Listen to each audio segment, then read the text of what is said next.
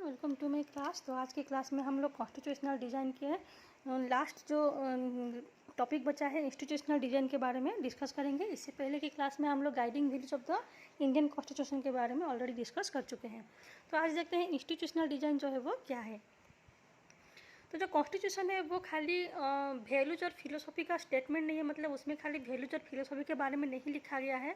Constitution जो है इन्हीं सभी वैल्यूज़ को कैसे ठीक लागू किया जाए, उसको काम पे कन्वर्ट किया जाए एक सही इंस्टीट्यूशनल अरेंजमेंट के जरिए। तो जितने भी वैल्यूज और प्रिंसिपल्स होते हैं उसको एक करेक्ट सिस्टम के थ्रू कैसे काम में उसको लाया जाए, उसके बारे में होता है कॉन्स्टिट्यूशन।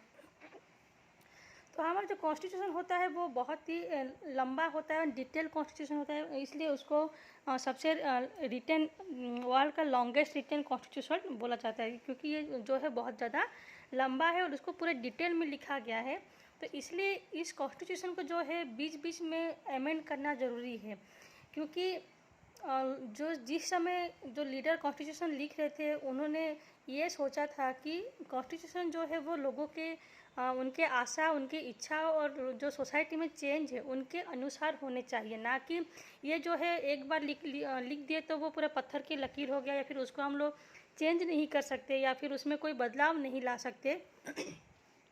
तो जो लीडर्स कॉन्स्टिट्यूशन लिख रहे थे तो उन्होंने ऐसा नहीं सोचा था कि ये जो है एक सेक्रेड, स्टैटिक और अनअल्टरेबल लॉ है जो कि कभी चेंज नहीं हो सकता।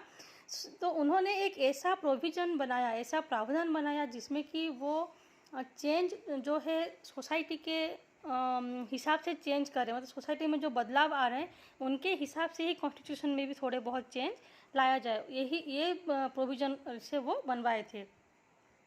तो जितने भी चेंजेस हम लोग कॉन्स्टिट्यूशन में करते हैं उसी सभी चेंजेस को ही बोलते हैं कॉन्स्टिट्यूशनल अमेंडमेंट्स। तो अमेंड का मतलब होता है उसमें सुधार लाना या फिर चेंज करना।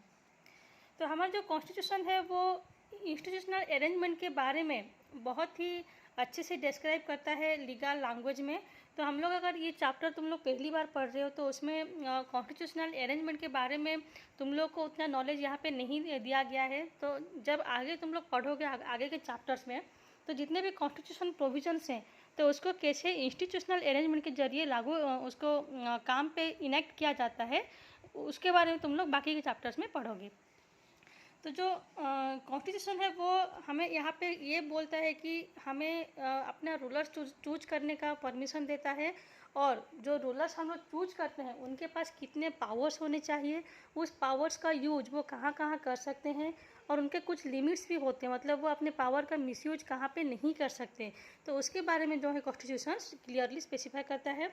उसके अलावा हमें जो सिटीजन्स होते हैं उनके राइट्स के बारे में बताता है, और जो राइट्स होते हैं वो सभी सिटीजन्स को उनका मतलब जैसे करके भी मिलना होता है। अगर कोई जो है उनसे ये अधिकार नहीं छीन सकता, चाहे वो कोई भी पर्सन हो, किसी भी सिटीजन्स का राइट्स उनसे नहीं छीन सकता।